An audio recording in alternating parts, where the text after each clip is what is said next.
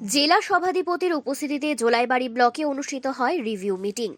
15 ফাইন্যান্সের অর্থরাশি কোন কোন খাতে খরচ করা হয়েছে এবং অবশিষ্ট অর্থরাশি দিয়ে কি কি উন্নয়নমূলক কর্মসূচি করা যায় তা নিয়ে মঙ্গলবার জোলাইবাড়ি ব্লকের কনফারেন্স হলে এক পর্যালোচনা বৈঠক অনুষ্ঠিত করা হয়।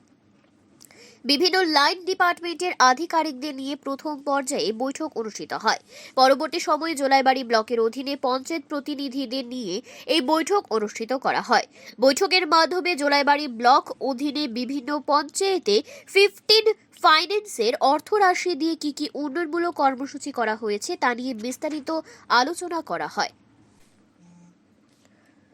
যে সকল পঞ্চায়েতের অধীনে উন্নয়নমূলক কাজগুলি বাকি রয়েছে তা দ্রুততার সহিত সমাপ্তি করার পরামর্শ প্রদান করা হয়। অপরদিকে 15 ফাইন্যান্সের অবশিষ্ট অর্থ রাশিগুলি দিয়ে নতুন করে উন্নয়নমূলক কর্মসূচি করার বিশেষ আহ্বান জানানো হয়।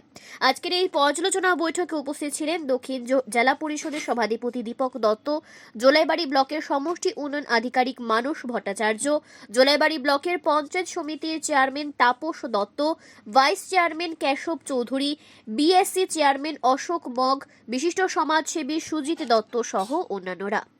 Bureau report, Tripura news Bangla. আপনারা অবগত রয়েছেন যে আমাদের যে অর্থবর্ষ মার্চ মাস শেষ হতে চলেছে অর্থবর্ষে আমরা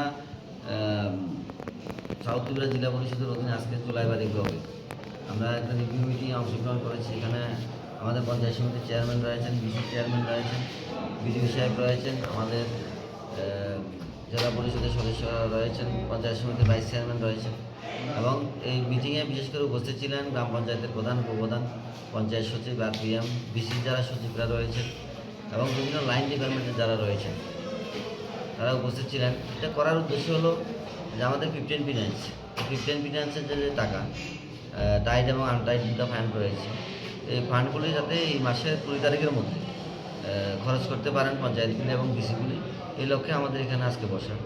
তো এখানে আমরা যা দেখলাম, এখানে জোলাইবাড়ি ব্লকের মধ্যে যে জিপিবিসিগুলি রয়েছে তারা মোটামুটি 20 তারিখের মধ্যে যে কাজগুলি তারা হাতে নিয়েছে, 20 তারিখের মধ্যেই 15 ফিনান্সের যে টাইট আনটাইট পয়েন্ট এগুলা তারা খরচ করতে সক্ষম হবে।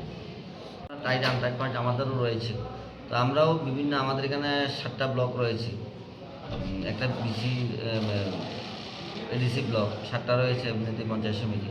তো আমরাও এই 7টা ব্লকে কাজ দিয়েছি জেলা পরিষদ থেকে 3-4টা করে। প্রত্যেকটা ব্লকে আমরা জেলা পরিষদ থেকে টাইট এবং আনটাইট ফান্ড এবং পিডিএফের মাধ্যমে আমরা কাজ দিয়েছি। তো এগুলো কাজ শুরু হচ্ছে এবং আশা রাখছি মার্চ মাসের মধ্যেই শেষ হবে।